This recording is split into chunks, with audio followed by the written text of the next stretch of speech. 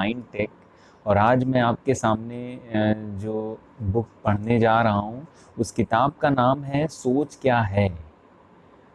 सोच क्या है, ये किताब बेसिकली लिखी गई है जो इस जे कृष्ण मूर्ति जी के वक्तव्य, जो भी उन्होंने बाहर वक्तव्य दिए थे, उन्होंने कुछ 1981 में कुछ वक्तव्य दिए थे स्विट्ज़रलैंड में, और उन्हीं वक्तव्यों को एक बुक के रूप में जो है बनाया गया था, और उन्होंने ये वक्तव्य इंग्लिश में दिए थे और ये उसी का हिंदी ट्रांसलेशन है। तो ये बुक बेसिकली सोच क्या है उसी का मैं फर्स्ट चैप्टर पढ़ने जा रहा हूँ अभी। तो वो कह रहे हैं कि वो वक्तव्य में हैं और वक्तव्य देते समय उनके सामने बहुत से जो लोग हैं उसी में वो वहीं पे वो बोलना स्टार्ट कर रहे हैं। यहाँ पर मुझे अपने कुछ पुराने मित्र दिखाई दे रहे हैं। आप लोगों को देखकर मुझे बड़ी प्रसन्नता हुई।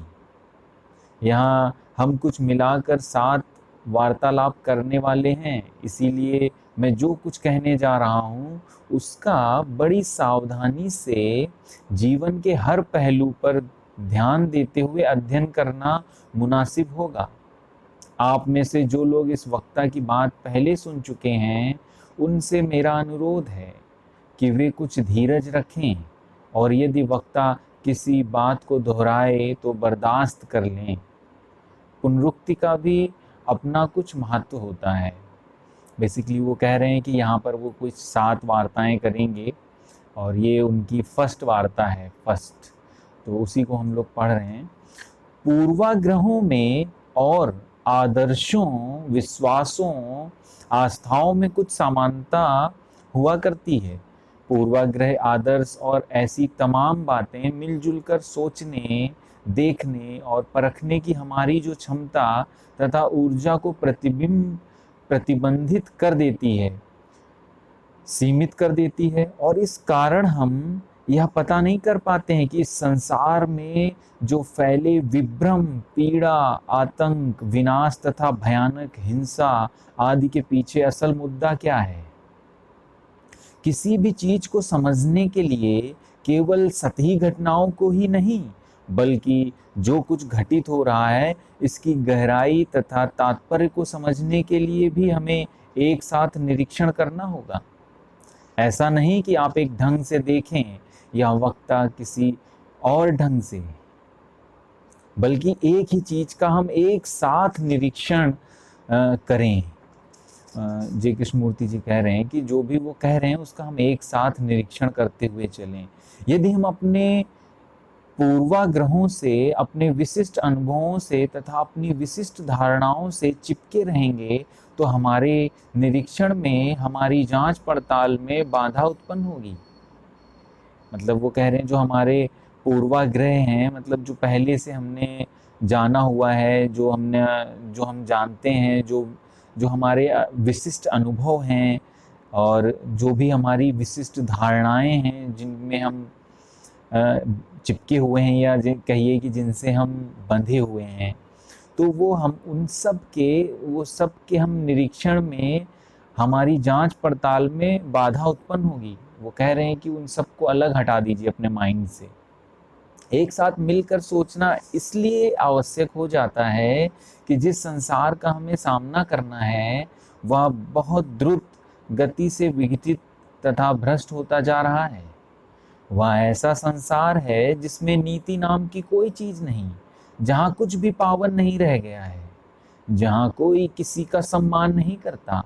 यह सब समझने के लिए केवल ऊपर ऊपर लापरवाही से नहीं, बल्कि हमें इसकी गहराई में जाना होगा, इसके पीछे छिपे तत्व तक पहुंचना होगा। लाखों वर्षों के क्रम विकास के बाद भी मनुष्य यानी कि आप, हम और यह सारा संसार इतना हिंसक, इतना कठोर, इतना विध्वंसक कैसे बन गया है। युद्ध तथा एटम बमों जैसी आपत्तियों को क्यों सहता जा रहा है, इसका हमें पता लगाना होगा। तकनीकी जगत अधिकाधिक विकसित होता जा रहा है, शायद यह भी मनुष्य की इस दशा का एक कारण रहा होगा। तो आपसे अनुरोध है कि हम सब एक साथ विचार विमर्श करें, ना मेरे ढंग से और ना ही आपके ढंग से, बस अपनी चिंतन क्षमता का, अपने बुद्धि बल का सहज उपयोग करते चलें। सोचना सारी मानव जाति का समान लक्षण है। सोच पूर्वी या पश्चिमी नहीं हुआ करती।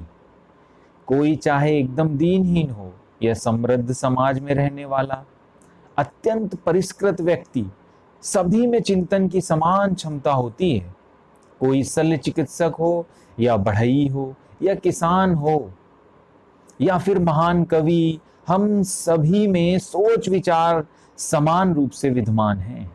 लगता है हमें इस बात का एहसास नहीं है कि विचार ही हम सभी को एक दूसरे के साथ जोड़ने वाला समान तत्व है।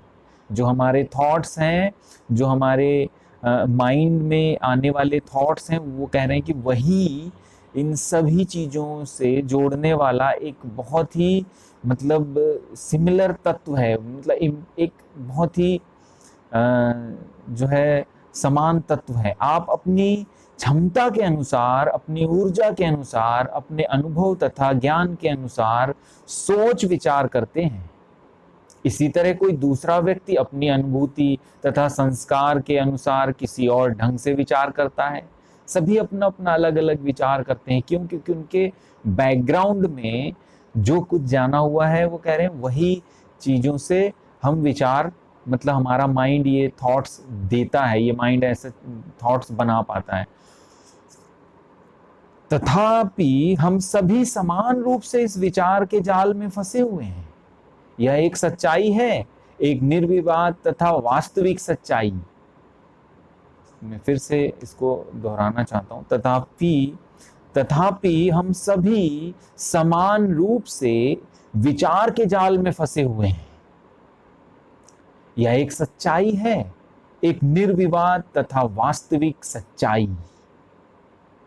जैविक, शारीरिक तथा मानसिक, बौद्धिक तौर पर भी हम पूर्व नियोजित, प्रोग्राम्ड हैं, पहले से प्रोग्राम्ड हैं। वो बहुत मतलब 1981 में उस टाइप की लैंग्वेज यूज कर रहे हैं वो, कि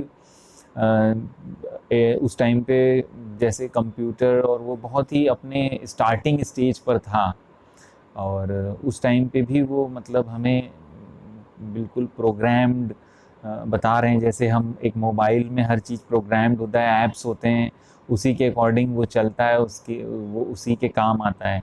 और जैसे हमारा कंप्यूटर होता है, जैसे उसमें जो सॉफ्टवेयर्स हम डालते हैं, मैं एक डिज़ाइनर हूँ तो उसमें जो सॉफ्टवेयर्स डालते हैं उसी के अकॉर्डिंग वो उस पर वर्क करता हूँ मैं, और वो कंप्यूटर उसी के अकॉर्डिंग चलता है, जो ऐप्स हैं।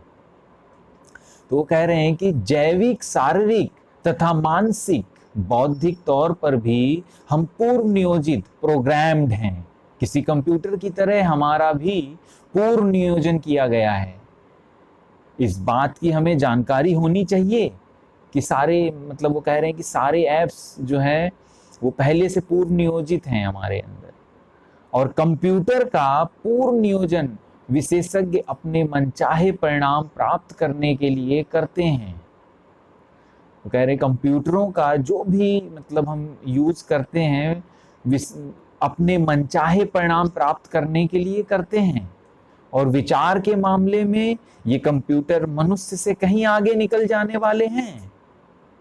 ये कंप्यूटर अनुभवों को बटोर सकते हैं, अनुभवों से सीख सकते हैं, अपने पूर्व नियोजन के अनुसार ज्ञान का संग्रह कर सकते हैं, एकदम दुरुस्त और सही, बिल्कुल भी कोई मिस्टेक नहीं करेंगे। जैसे आज आर्टिफिशियल इंटेलिजेंस जो आ गया है, ज्यों का त्यों पेश करने के मामले में ये कंप्यूटर बड़ी द्रुत गति से हमारे चिंतन की क्षमता को पीछे छोड़ जाएंगे। वो हमारे जो माइंड की जो क्षमता है उसको भी पीछे छोड़ जाएंगे। किसी बीथोवन की तरह या किसी कीट्स की तरह रचना करना उनके लिए अवश्य ही संभव नहीं होगा, परंतु सोच विचार के क्षेत्र में वे हमसे आगे निकल जाएंगे। वो कह रहे हैं कि मतलब कई चीजें हैं जिसमें मतलब वो नहीं आगे निकल पाएगा, बट वो सोच विचार के जो क्षेत्र हैं उसमें वो हमसे आगे निकल जाएंगे। तो फिर मनुष्य क्या है? एक कैथोलिक, एक प्रोटेस्टेंट, एक इटालियन, एक इंडियन, एक ब्रिटिश, या और किसी रूप व पूर्व नियोजित है, या किसी रूप में वह पूर्व नियोजित है, विश्वास करने के लिए, श्रद्धा रखने के लिए, कोई धर्म विधि करने के लिए, किन्हीं धर्म सिद्धांतों का अनुसरण करने के लिए सदियों से उसे पूर्व नियोजित किया गया है। राष्ट्रवाद के तहत युद्ध करने के लिए उसे पूर्व नियोजित किया गया है। अतः उसका मस्तिष्क किसी कंप्यूटर जैसा ही बन गया है।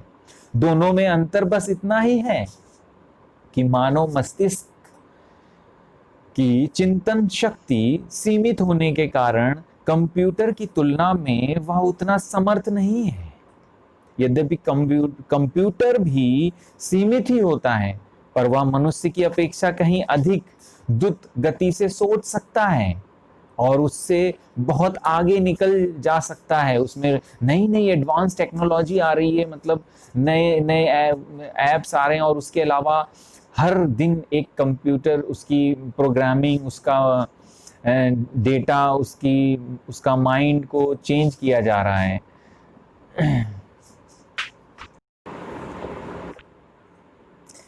ये सच्चाइयां हैं, यही वास्तव में चल रहा है। तो मनुष्य क्या होगा?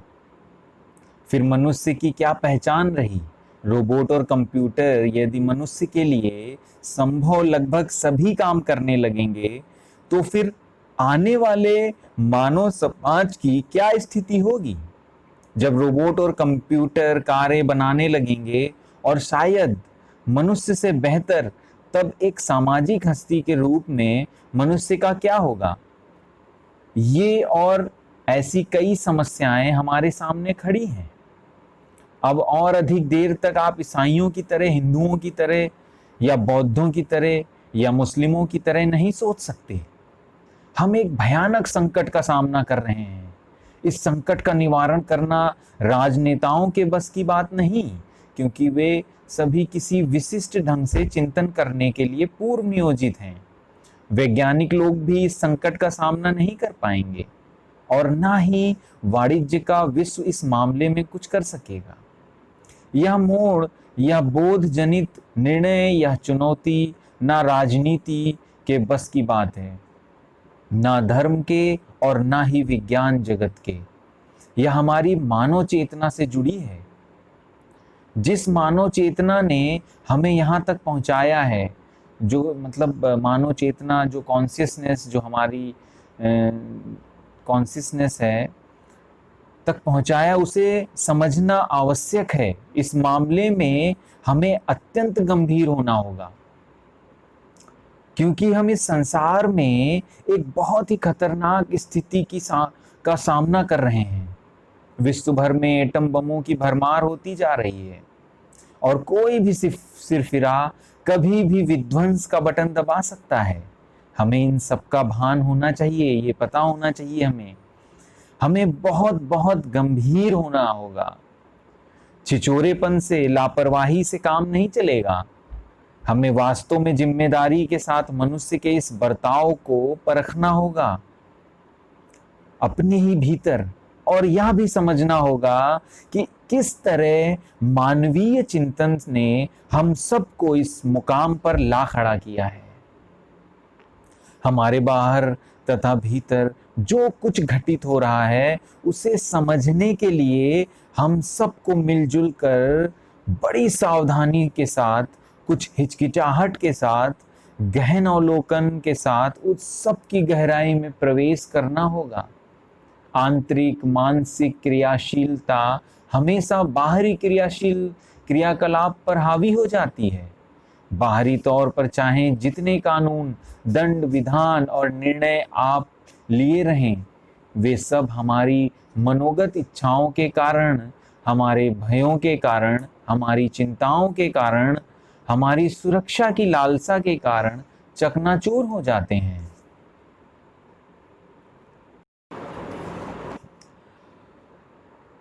जब तक हम इस बात को नहीं समझते, तब तक बाहरी सुव्यवस्था जो कि आभास हमारे पास हो, और वह चाहे जितना परंपरागत, अनुशासित तथा नियमित क्यों ना लगे, भीतर की अव्यवस्था इस बाहरी दिखावे पर हमेशा हावी होती रहेगी।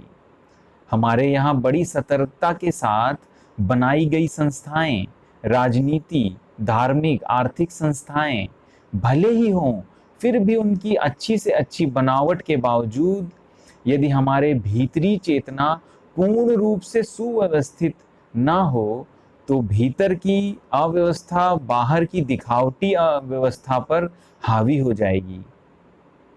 हमने ऐतिहासिक रूप से ऐसा होते हुए देखा है, और अब भी हमारी आंखों के सामने ऐसा ही हो रहा है। यह एक सच्चाई है। तो क्रांतिकारी मोड़ हमारी चेतना के तहत ही है। हमारी चेतना एक बहुत ही पेचीदा मामला है। इस पर अनगिनत ग्रंथ लिखे गए हैं, पूरब में भी और पश्चिम में भी। हम अपनी चेतना के बारे में कुछ नहीं जानते। पेचीदगियों से भरी इस चेतना की यदि जांच पड़ताल करनी हो, तो हमें अवलोकन के लिए मुक्त होना होगा। बिना किसी पसंद नापसंद के इसकी गतिविधि के प्रति सजग होना होगा। ऐसा मत समझिए कि चेतना की भीतरी गतिविधि को किसी विशिष्ट ढंग से देखने या सुनने के लिए यह वक्ता आपको निर्देशित कर रहा है। समूची मानव जाति की एक ही चेतना है। विश्व भर में मनुष्य भीतर से तथा बाहर से पीड़ित है। चिंता ने अनिश्चितता से, अकेलेपन की उत्कट हताशा से वह परेशान है। अनिश्चितता से, अकेलेपन की उत्कटता और हताशा से वह परेशान है। असुरक्षा उसके अंदर है। ईर्ष्या, लोभ, मत्सर तथा पीड़ा से ग्रस्त है। मानव चेतना समग्रता एक ही है। वो कह रहे हैं सभी पूरी कॉन्शियसनेस सेम है, उसी हिसाब से वो चल रही है। बेसिकली जो कॉन्शियसनेस में जैसे सभी हैं, उसी के अकॉर्डिंग, उसी कंप्यूटर के अकॉर्डिंग सभी कुछ चल रहा है। तो और वो कह रहे हैं कि वह आपकी और मेरी अलग अलग चेतना नहीं है। यह सब तर्क संगत है, विवेक संगत है, बुद्धि संगत है। आप जहां कहीं भी जाएं, किसी भी आबो हवा में रहें, आप धनाढ्य हों या दीनहीन निर्धन, आप भगवान पर विश्वास करते हो या किसी और सत्ता पर, सच यह है कि विश्वास या श्रद्धा करना समग्र मानव जाति का समान लक्षण है। विभिन्न प्रतिमाएं होंगी, विभिन्न प्रतीक होंगे, किंतु उन सब की उपज एक ऐसी जमीन से हुई है जो संपूर्ण मनुष्य जाति के लिए समान है। यह एक शाब्दिक कथन मात्र नहीं। इसे यदि आप एक शाब्दिक कथन भर मान लें, एक धारणा या संकल्पना मात्र मान बैठें, तो आप इसमें निहित गहरे अभिप्राय को समझ नहीं पाएंगे। और अभिप्राय यह है कि आपकी चेतना सारे मनुष्य जाति की चेतना है। इसीलिए कि आप ठीक उसी तरह पीड़ित हैं, चिंतित हैं, अकेले हैं, असुरक्षित हैं, विभ्रांत हैं, जिस तरह और मनुष्य प्राणी भी हैं। वे 10,000 मील की दूरी पर रहते हों। इस कथन का सही बोध, इसकी बिल्कुल अंत स्थल से अनुभूति एक बात है, और इसकी मात्र शाब्दिक स्वीकृति बिल्कुल अलग बात है। जब आपको सच में एहसास हो कि आप ही समस्त मानव जाति हैं, तब प्रचंड ऊर्जा उत्पन्न होती है। व्यक्ति विशिष्टता की संकुचित लीक से आप बाहर निकल आते हैं। व्यक्ति विशिष्टता की संकुचित लीक से आप बाहर निकल आते हैं, और आप, हम और वे संकुचित दायरे को आप लांघ चुके होते हैं। मनुष्य जाति की इस बहुत ही जटिल चेतना की हम एक साथ जांच पड़ताल कर रहे हैं। यूरोपीय, एशियाई या मध्य पूर्व के एक साथ जांच पड़ताल कर रहे हैं। यूरोपीय, एशियाई या मध्य पूर्व के मनुष्य की चेतना की नहीं, बल्कि लाखों वर्षों के समय के अंतराल में और उस समय के अंतर्गत मनुष्य चेतना में चल रही असाधारण गतिविधि की जांच पड़ताल कर रहे हैं।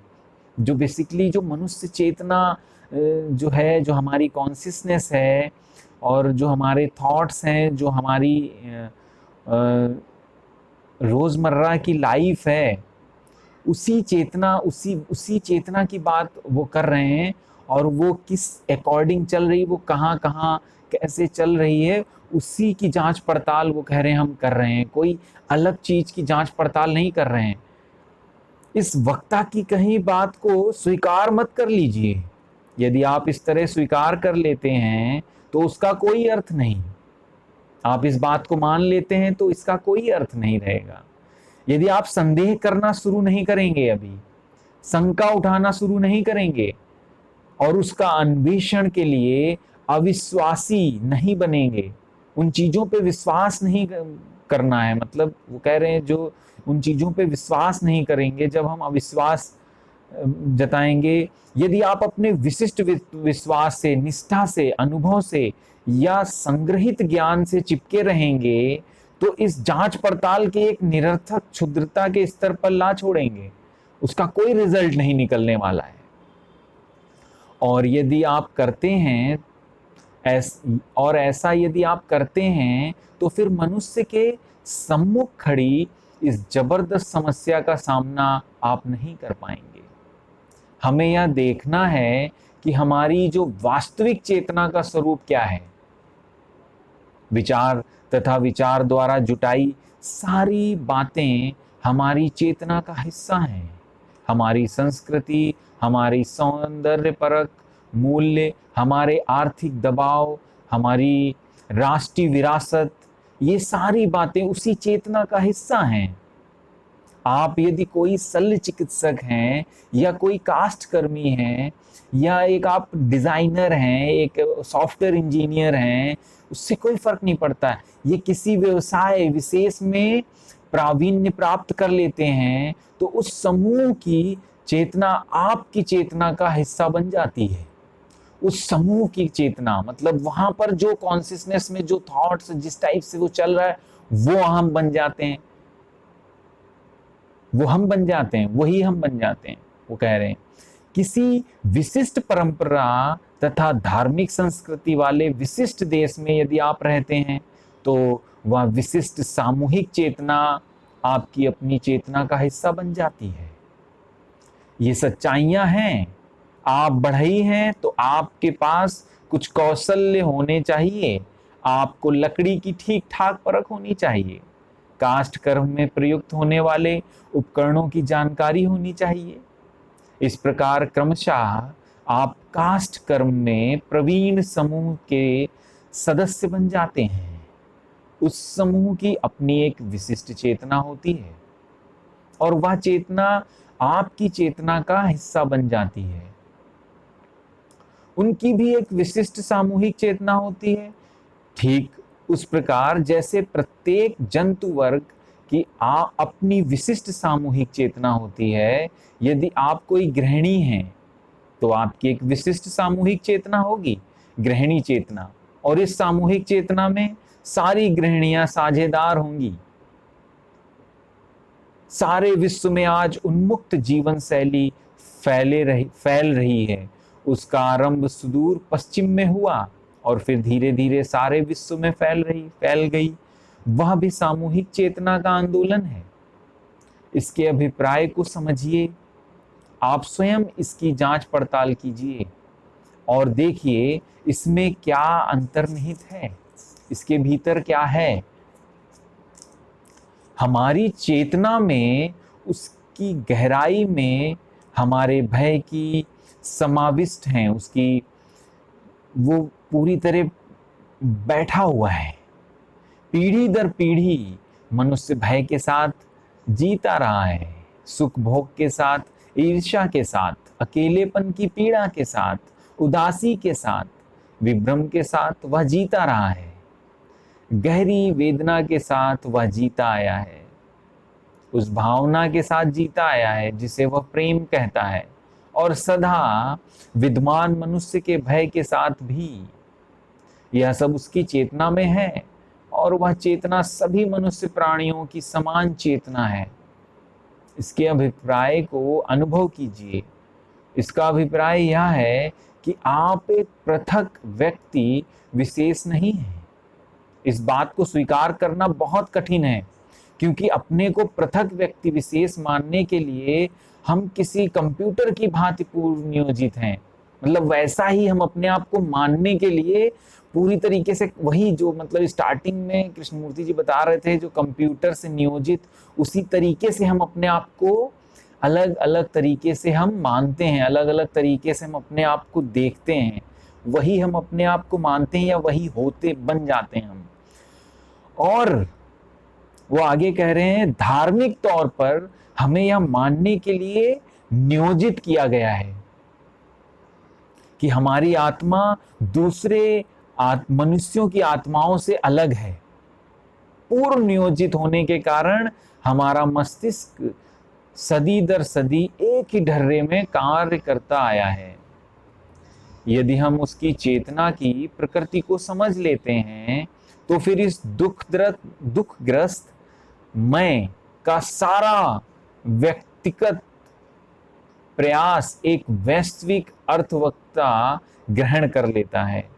यदि हम अपनी चेतना की प्रकृति को समझ लेते हैं तो फिर एक दुखग्रस्त मैं, जो हमारा मैं है, का सारा व्यक्तिक प्रयास एक वैश्विक अर्थवत्ता ग्रहण कर लेता है, और तब एक बिल्कुल ही अलग क्रिया घटती है।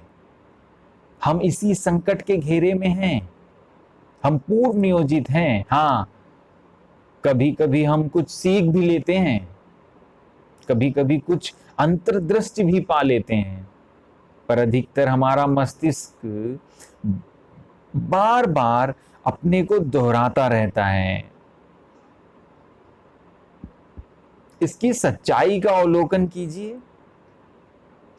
कोई ईसाई है, कोई बौद्ध, तो कोई हिंदू, कोई साम्यवाद के विरोध में है, कोई साम्यवादी है, तो कोई लोकतंत्रवादी। बस वही वही दोहराते जाना, और पुनरावृत्ति की इस अवस्था में संजोग से कभी कभी उजाला भी कौंध जाता है। तो फिर मनुष्य प्राणी, जो वास्तव में शेष मनुष्य जाति से अलग नहीं है, वो कह रहे हैं, तो फिर मनुष्य जो प्राणी जो हम हैं, जो वास्तव में शेष मनुष्य जाति से अलग नहीं है, इस संकट का, इस मोड़ का सामना कैसे करें? एक व्यक्ति के रूप में चिंतन करते हुए हजारों वर्षों से मनुष्य विकसित होता आया है। यद्यपि भिन्न व्यक्तित्व का यह भाव एक भ्रम ही है, तो एक मनुष्य के नाते आप इस मोड़, इस चुनौती का सामना कैसे करेंगे?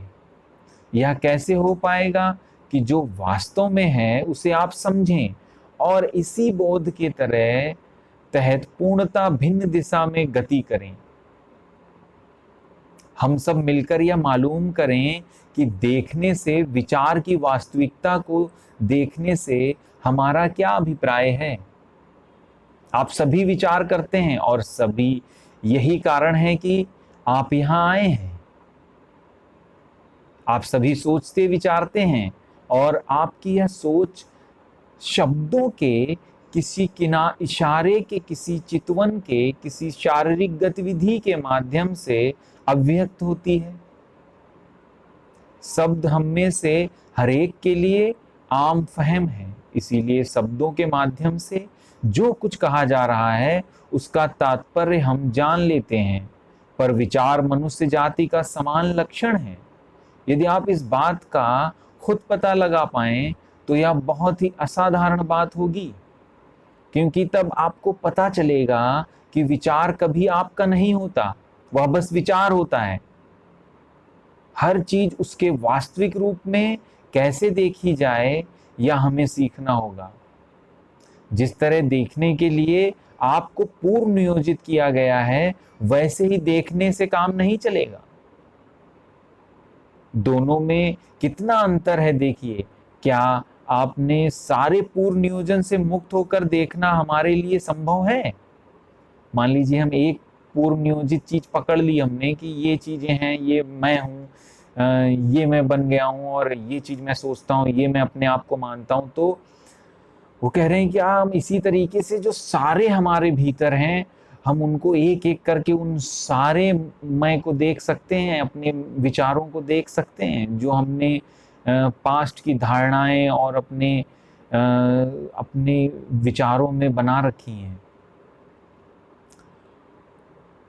क्या आपने सारे पूर्व नियोजन से मुक्त होकर देखना हमारे लिए संभव है? धीरे धीरे मतलब वो सारे पूर्व नियोजन से मुक्त होकर देख सकते हैं हम। तब क्या दिखता है वो कह रहे हैं, आपका ईसाई होना, लोकतंत्रवादी होना, साम्यवादी होना, समाजवादी होना, कैथोलिक या प्रोटेस्टेंट होना, ये सभी पूर्वाग्रह मात्र हैं। और एक साम्यवादी, एक समाजवादी, एक कैथोलिक या प्रोटेस्टेंट के नाते यदि हम देखते हैं तो अपने सम्मुख खड़े संकट के खतरे की विराटता को समझ नहीं पाएंगे। आप यदि किसी विशिष्ट दल से जुड़े हैं, या किसी गुरु के अनुयायी हैं, या किसी कार्य विशेष के लिए प्रतिबद्ध हैं, तो अपने इस प्रकार पूर्व नियोजित होने के कारण किसी चीज को उसके वास्तविक रूप में आप देख नहीं सकेंगे। जब आप किसी की संगठन से, किसी भी गुट से, किसी भी विशिष्ट धर्म से, किसी भी विशिष्ट राष्ट्रीयता से कोई सरोकार नहीं होता, केवल तभी आप वास्तव में अवलोकन कर पाते हैं। तभी मतलब हम देख पाते हैं, मतलब जब हम किसी विशिष्ट संगठन या किसी गुट या विशिष्ट धर्म को, अपने आप को वो नहीं मानते हैं, उसके अकॉर्डिंग हम नहीं सोचते हैं, और किसी अलग थॉट्स, किसी और तरीके की धारणाएं जो हमें फैमिली, जो हम अराउंड अपना जो कुछ भी हम अपने आप को मानते हैं, वो उसके अराउंड हम नहीं सोचते हैं। तो उससे जब हम उसको, उन सब को चीज़ों को हटा कर देखने में और अवलोकन करने में, चीज़ों को मतलब देखने में हम अपने माइंड को यूज करते हैं, तभी वो कह रहे हैं कि तभी वास्तव में सही हम अवलोकन कर पाते हैं। अपने आप ने यदि किताबों से तथा अनुभव से बहुत सारा ज्ञान इकट्ठा कर लिया है, आपका मन पहले से ही भरा भराया है, आपका मस्तिष्क अनुभव से तथा विशिष्ट प्रवृत्तियों से ठसाठस भरा है, आपका मस्तिष्क अनुभव से तथा विशिष्ट प्रवृत्तियों से ठसाठस भरा है, तो यह सब आपके अवलोकन में बाधा बनेगा। विश्व में जो वस्तुता घटित हो रहा है, उसका अवलोकन करने के लिए क्या हम इन सब बातों से मुक्त हो सकते हैं? अवलोकन उस आतंक का, उस भयानक सांप्रदायिक विभाजन का, एक के विरुद्ध दूसरे निर्बुद्धि गुरु का, इन सब के पीछे छिपे दंभ का, इन गुरुओं की सत्ता का, एक पृथक मनुष्य के रूप में नहीं बल्कि समस्त मानव जाति के प्रतिनिधि मानव के तौर पर क्या आप अपनी ओर देख सकते हैं? यदि आपके मन में ऐसा भाव है तो उसका अर्थ है कि आपके मन में मनुष्य प्राणियों के लिए प्रगाढ़ प्रेम है। जब स्पष्टता से बिना किसी तोड़ मरोड़ के देखना आपके लिए संभव होगा, तब चेतना के स्वरूप की जांच पड़ताल आप शुरू कर सकेंगे। चेतना की अधिक गहरी परतों की भी, विचार को समग्र गतिविधि की जांच पड़ताल आपको करनी होगी, क्योंकि विचार ही चेतना की समस्त अंतर्वस्तु के लिए जिम्मेदार है। ये सारे थॉट्स जो माइंड में हैं, वही हमारी कॉन्शियसनेस, वही हमें हमारी जो है इन सारी चीज़ों का जिम्मेदार है। जो भी चीज़ें हो रही हैं वो सारी चेतना हम ही है, और जो कुछ भी घटित हो रहा है, जो कुछ भी हो रहा है, उसमें कहीं ना कहीं हम सम्मिलित हैं, उसके जिम्मेदार हैं, कृष्णमूर्ति जी कह रहे हैं। चाहे वे चेतना की सतही परतें हों या बहुत गहरी। यदि आप में विचार नहीं होता तो ना कोई भय होता, ना सुख का कोई बोध, और ना ही समय होता। इन सारी बातों के लिए विचार ही जिम्मेदार हैं। किसी विशाल धर्मागार कैथेड्रल की सुंदरता के लिए विचार जिम्मेदार हैं, पर उस धर्मागार के भीतर जो अर्थहीन बातें घटित होती हैं, उसके लिए भी विचार ही जिम्मेदार हैं। महान चित्रकारों की, कवियों की, रचनाकारों की सारी उपलब्धियां विचार की ही गतिविधि हैं। संगीतकार किसी अद्भुत नाद को अपने भीतर सुनता है और फिर उसे कागज पर लिपिबद्ध कर देता है। यह विचार की ही गतिविधि है। विश्व भर के सारे देवताओं के लिए, सारी पत्रिका परित्राणकर्ताओं के लिए, सारे गुरुओं के लिए विचार ही जिम्मेदार हैं। तमाम आज्ञाकारिता तथा निष्ठा के लिए विचार ही जिम्मेदार हैं। तुष्टि की तलाश में लगे अकेलेपन में से पलायन चाहने वाले विचार का ही यह सब परिणाम है। समस्त मानव जाति में विचार एक समान लक्षण है। भारत का कोई साधारण ग्रामवासी भी सोचता है, और इसी तरह कोई मुख्य प्रशासन या कोई धार्मिक नेता भी सोचता है। यह तो प्रतिनिधि की साधारण सच्चाई है। सभी मनुष्य का यही आधार है। इस सच्चाई से आप भाग नहीं सकते। मनुष्य की मदद के लिए विचार ने आश्चर्यजनक काम किए हैं, किंतु साथ ही साथ वह बहुत बड़े विध्वंस तथा आतंक का भी कारण बना है। इस विचार के स्वरूप को, इसकी गति को हमें समझना है। आप विशिष्ट ढंग से ही क्यों सोचते हैं? विचार के कुछ विशिष्ट प्रकारों के आप क्यों चिपके रहते हैं? कुछ विशेष अनुभवों को क्यों पकड़े रहते हैं? आज तक विचार मृत्यु की प्रकृति को क्यों नहीं समझ पाया है? तो विचार ही समस्त संरचना की ही हमें जांच करनी होगी। ये जो विचार हैं, जो थॉट्स हैं माइंड में आने वाले, उन्हीं को जय कृष्णमूर्ति कह रहे हैं कि उन्हीं की जो संरचना है, जो उन्हीं, उसी को हमें समझना होगा। और तो विचार की समस्त संरचना की ही हमें जांच करनी होगी, आपके अपने विचार की नहीं। क्योंकि यह तो जाहिर ही है कि आपके विचार क्या हैं, इसलिए कि आप तो पूर्व नियोजित, प्रोग्राम्ड हैं। वो हमें प्रोग्राम्ड कह रहे हैं क्योंकि हमारे जो विचार हैं, जो कुछ भी हम अपने आप को मानते हैं, ये सारा कुछ प्रोग्राम्ड कह रहे हैं वो। परंतु विचार प्रक्रिया की यदि आप गंभीरता से जांच पड़ताल करते हैं, तो आप एक पूर्णता भिन्न आयाम में प्रवेश करते हैं। अपनी छोटी मोटी जाति समस्या के दायरे में नहीं। आपको विचार की इस विस्मयकारी गति को, इसकी प्रकृति को समझना होगा। किसी दार्शनिक, किसी धार्मिक मनुष्य की विशिष्ट व्यवसायी या किसी गृहिणी की दृष्टि से नहीं, अपितु आपको विचार की प्रक्रिया की जो प्रचंड जीवंतता को समझना होगा। इन्हीं विचारों को, मतलब वो कह रहे हैं, बहुत डीपली हमें मतलब समझना होगा। अपने ही थॉट्स को, हमें एक एक थॉट्स को समझना होगा, और उन्हीं को समझकर उन्हीं के बियॉन्ड या उन्हीं से अलग होना होगा हमें। युद्ध तंत्र, युद्ध की बर्बरता, हत्याएं, आतंक, बमबारी, किसी उद्देश्य के बहाने या बिना किसी उद्देश्य के बंधक बनना, इस समस्त क्रूरता के लिए विचार ही जिम्मेदार हैं। और विचार ही धर्मागारों के लिए, उसकी सुंदर बनावट के लिए और प्यारी कविताओं के लिए भी जिम्मेदार हैं। सारे तकनीकी विकास के लिए, सीखने की तथा मानवीय चिंतन के परे निकल जाने की असाधारण क्षमता रखने वाले कंप्यूटर के लिए भी यह विचार ही जिम्मेदार है। यह विचार करना, सोचना अपने आप में है क्या? ये क्वेश्चन करना होगा वो उन्होंने कोई कि मतलब ये विचार करना और जो सोचना अपने आप में है क्या? यह है स्मृति का प्रत्युत्तर, स्मृति की प्रतिक्रिया, पिक्चर्स की प्रतिक्रिया जो हमने पहले से अपने माइंड में बनाई होती हैं।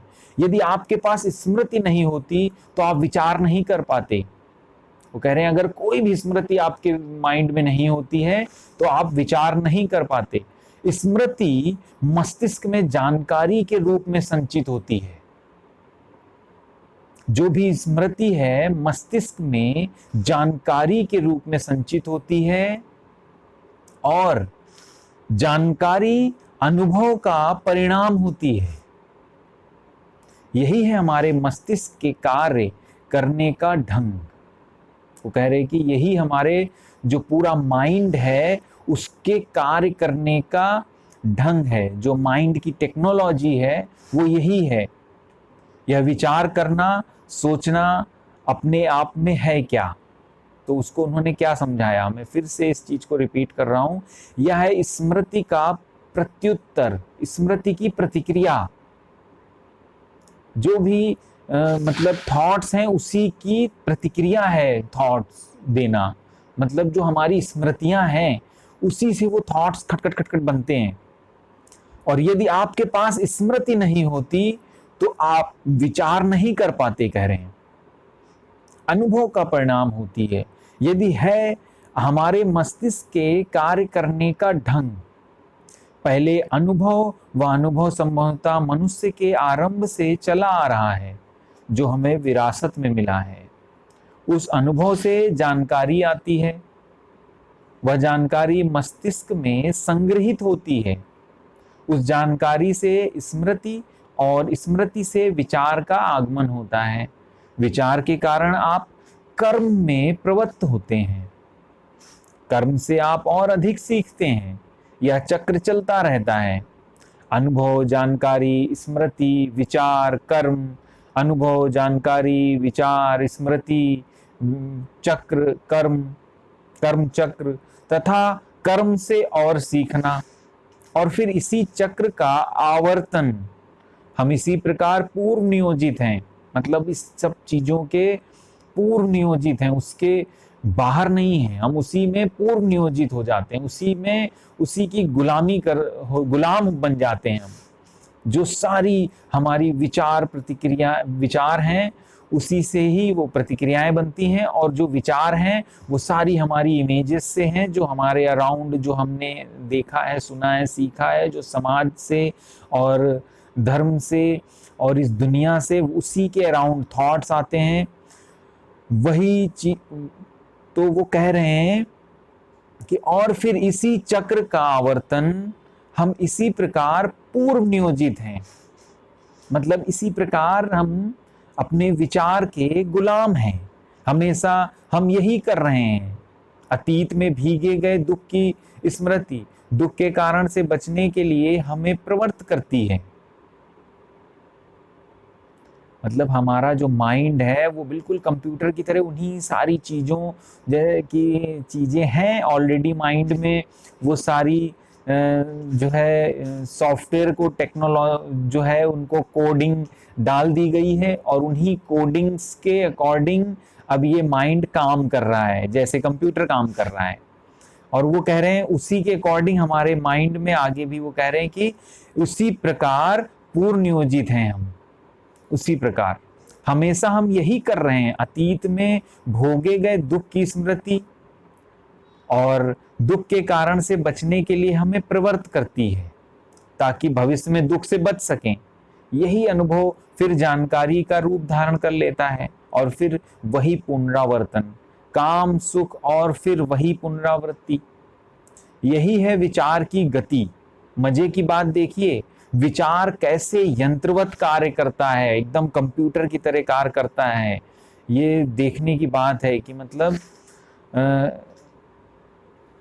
विचार अपने आप से कहता है मैं कार्य करने के लिए स्वतंत्र हूं। जो थॉट है वो कहता है कि मैं अपने कार्य करने के लिए स्वतंत्र हूं, फिर भी विचार कभी स्वतंत्र नहीं हो सकता, हमेशा सीमित होती है। जानकारी कभी भी सीमित ही रहेगी, इसीलिए कि वह समय का अंश है, टाइम का एक पार्ट है। मैं अधिक सीखना चाहता हूं और अधिक सीखने के लिए मुझे समय की आवश्यकता होगी। मैं रूसी भाषा नहीं जानता पर मैं उसे सीखना चाहता हूं।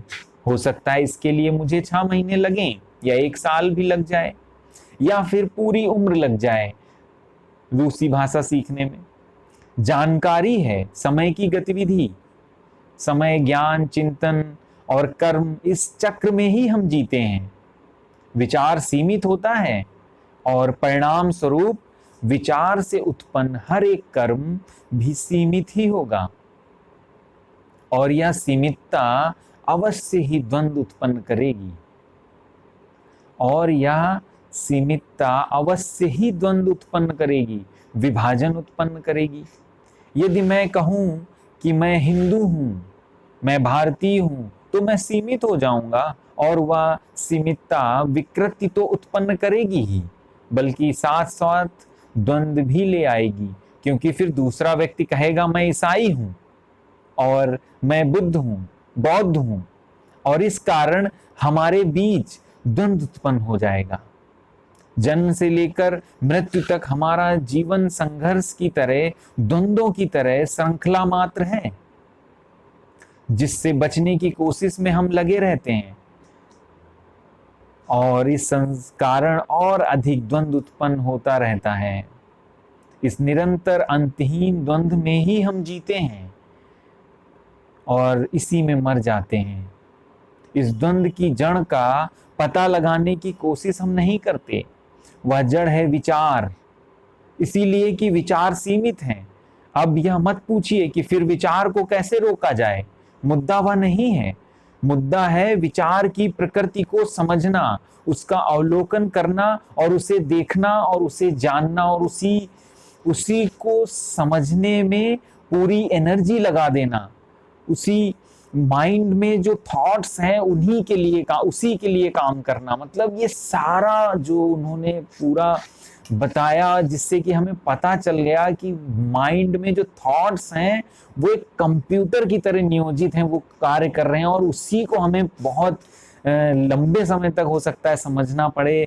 हो सकता है उसमें साल, 2 साल, 5 साल, 10 साल लग जाए, मगर मेनली हमें इसी कंप्यूटर के जो चल रहा है उसको मानना नहीं है, क्योंकि वो हमें चला रहा है, वो हमारी लाइफ को चला रहा है, और उसी को समझ कर ही हम फ्री हो सकते हैं। उसी को, जब तक हम उस माइंड को नहीं समझेंगे जिससे हम बंधे हुए हैं, इसी माइंड जो है वही तो है जो कंप्यूटर है, और वही जो है हमारी फाउंडेशन है, और वही उसी से हम बंधे हुए हैं, उसी के अराउंड हम जी रहे हैं, और उसी को हमें समझना है। ये बिल्कुल मतलब उन्होंने क्लियर कर दिया कृष्णमूर्ति जी ने कि सारा कुछ जो माइंड है उसमें जो थॉट्स हैं, ये माइंड एक कंप्यूटर है, और उसके अंदर जो थॉट्स हैं वो हमें एक एप्लीकेशंस और उसकी कोडिंग्स और उसके अकॉर्डिंग्स वो उसका एक वर्क कर रही है। इस दुनिया में हम कंप्यूटर की तरह मतलब काम कर रहे हैं, और हम कहते हैं कि हम फ्री हैं, बट उस माइंड को उन्होंने कहा कि अगर फ्री होना है तो हमें अपने माइंड को ही समझना होगा, और उसी में उसके लिए पूरी उत्कटता से, पूरी मतलब एनर्जी से उसे हमें समझना होगा और उसका अवलोकन करना होगा। तो आज के लिए इतना ही दोस्तों। थैंक यू सो मच इस वीडियो को देखने के लिए। Thank you so much.